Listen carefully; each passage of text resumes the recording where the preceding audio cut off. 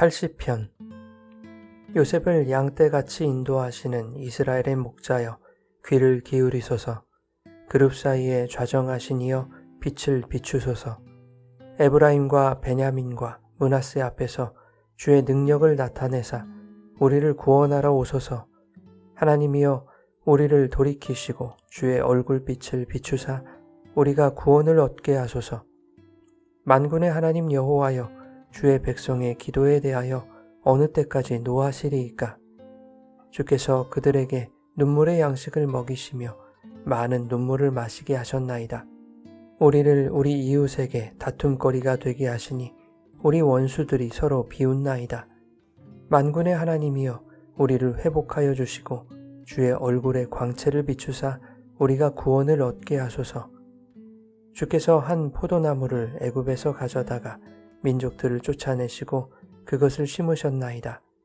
주께서 그 앞서 가꾸셨으므로 그 뿌리가 깊이 박혀서 땅에 가득하며 그 그늘이 산들을 가리고 그 가지는 하나님의 백향목 같으며 그 가지가 바닥까지 뻗고 넝쿨이 강까지 미쳤거늘 주께서 어찌하여 그 담을 허시사 길을 지나가는 모든 이들이 그것을 따게 하셨나이까?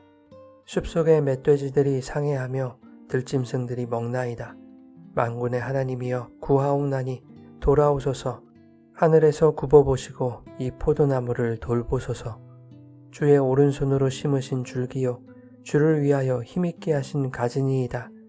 그것이 불타고 배임을 당하며 주의 면책으로 말미암아 멸망하오니 주의 오른쪽에 있는 자 곧 주를 위하여 힘있게 하신 인자에게 주의 손을 얹으소서.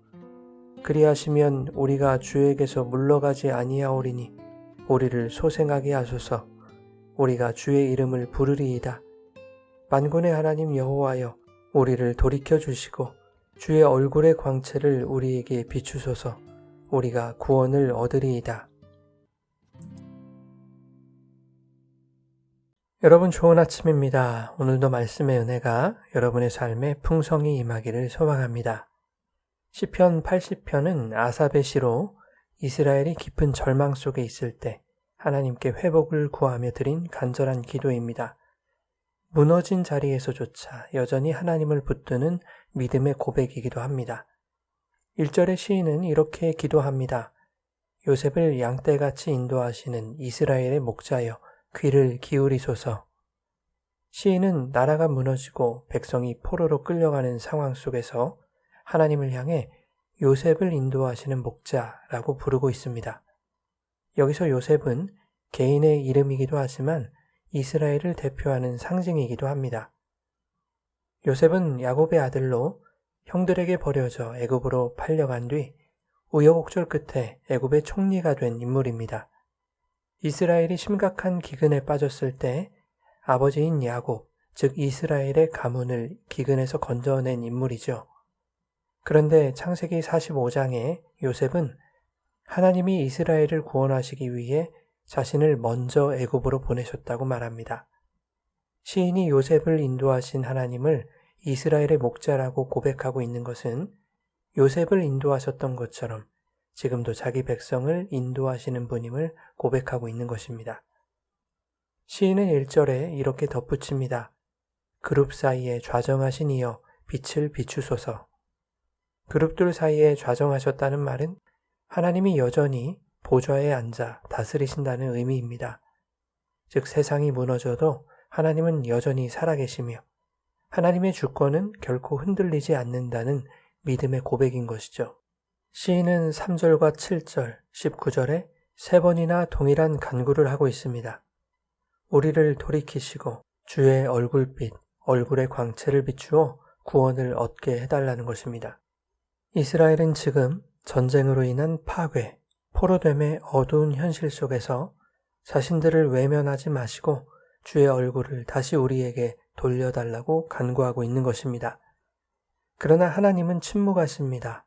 4절의 시인은 백성들의 기도에 어느 때까지 노하시겠습니까? 라고 묻죠. 하나님은 죄 가운데 있는 자들에게 종종 침묵하십니다. 그 침묵은 완전한 외면이 아니라 백성이 하나님께 온전히 돌아오기까지 기다리시는 것이죠. 하나님은 죄에 대한 징계를 통해서도 죄를 깨닫고 회개하게 하십니다. 5절의 시인은 이렇게 말합니다. 주께서 그들에게 눈물을 양식으로 주시며 많은 눈물을 마시게 하셨나이다. 떡과 포도주 대신 눈물을 주셨다는 것은 이스라엘이 그들의 죄에 대한 혹독한 징계를 당하고 있음을 의미합니다. 6절에 보면 이것을 바라보는 원수들은 비웃고 조롱하죠. 그럼에도 불구하고 시인은 이 비참한 현실 속에서도 여전히 하나님께 나아갑니다. 하나님 밖에는 소망이 없음을 알기 때문입니다. 7절에 시인은 하나님을 만군의 하나님으로 부르고 있습니다. 만군의 하나님이여 우리를 회복하여 주시고 주의 얼굴의 광채를 비추사 우리가 구원을 얻게 하소서. 비록 강대국인 아수르의 군대에 의해 나라가 초토화되었지만 그보다 강하신 만군의 하나님께서 무너진 나라와 어두운 이스라엘의 영적 정체성을 회복하실 수 있다고 믿고 있는 것입니다. 8절 이하의 시인은 포도나무 비유로 하나님의 은혜를 회상합니다. 주께서 한 포도나무를 애굽에서 가져다가 민족들을 쫓아내시고 그것을 심으셨나이다. 이 포도나무는 이스라엘을 의미하죠. 하나님께서 친히 애굽에서 인도해내신 이스라엘을 약속의 땅인 가나안에 심으셨다는 것입니다. 9절부터 11절에는 그 포도나무의 뿌리가 깊이 박혀 땅에 편만했고 그 가지는 산을 덮을 만큼 무성했으며 그 넝쿨은 바다와 강까지 뻗어갔다고 말하고 있습니다. 가나안의 온 땅을 차지한 이스라엘의 번성을 의미하는 것이죠. 또한 지중해에서 유브라데까지 뻗어간 다윗 시대에 확장된 이스라엘의 영토를 의미합니다. 그런데 12절과 13절은 지금은 그 담이 헐리고 길로 지나가는 자마다 그 열매를 따먹으며 들짐승과 멧돼지들까지 그 나무를 짓밟는다고 호소합니다. 이것은 과거 이스라엘을 인도하신 하나님의 은혜를 잊고 하나님 없이 번영하려는 인간들의 교만과 죄악에 대한 징계로 하나님이 포도원 담장을 허무심으로 주변 강대국에 의해 이스라엘이 고통받고 있음을 의미합니다. 하지만 시인은 슬픔과 절망 속에서 이렇게 부르짖습니다. 만군의 하나님이여 구하옵나니 돌아오소서. 하늘에서 굽어보시고 이 포도나무를 돌보소서. 그리고 17절에 시인은 이렇게 기도합니다. 주의 오른쪽에 있는 자, 곧 주를 위하여 힘있게 하신 인자에게 주의 손을 얹으소서. 여기서 주의 오른쪽에 있는 자는 하나님께서 세우신 왕, 즉 다윗 왕가의 후손을 의미합니다. 그러나 궁극적으로는 예수 그리스도를 예표하는 것이죠.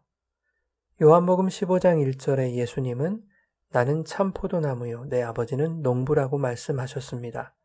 또한 성도를 포도나무 가지에 비유하셨죠. 농부는 상처 입은 가지를 무턱대고 버리지 않습니다. 다시 접을 붙여서 더 풍성한 열매를 맺게 하죠. 접붙임에는 아픔이 따릅니다. 상처 입고 연약한 대로 놔둘 수 없기 때문에 자르고 다듬는 고통을 줄 수밖에 없는 것이죠. 그러나 그 고통은 심판이 아니라 은혜의 손길입니다. 신앙의 길에 때로는 실패와 고난이 있습니다. 마치 상처 입은 포도나무 가지처럼 외부적인 요소와 개인적인 연약함으로 영적 어두움에 빠질 때가 있습니다. 때때로 죄로 인한 징계가 따르기도 합니다. 그러나 그 고통은 농부이신 하나님이 상한 부분을 자르고 다듬어서 새롭게 접을 붙이시는 과정입니다. 회복시켜 열매를 맺으시려는 하나님의 은혜의 손길인 것이죠. 그래서 시인은 18절에 이렇게 고백합니다. 우리를 소생하게 하소서 우리가 주의 이름을 부르리이다. 회복은 인간의 손에 달려있지 않음을 고백하고 있습니다. 다시 살게 하는 능력이 하나님께 있고 그것을 행하실 분도 오직 하나님임을 보여주고 있는 것이죠. 시인은 마지막으로 주의 얼굴의 광채를 구합니다. 요한복음 1장 14절은 이렇게 말하죠. 말씀이 육신이 되어 우리 가운데 거하심에 우리가 그의 영광을 보니 아버지의 독생자의 영광이요 은혜와 진리가 충만하더라. 하나님의 영광의 빛은 예수 그리스도에게 있다고 말합니다. 그래서 고린도후서 4장 6절도 이렇게 말하죠.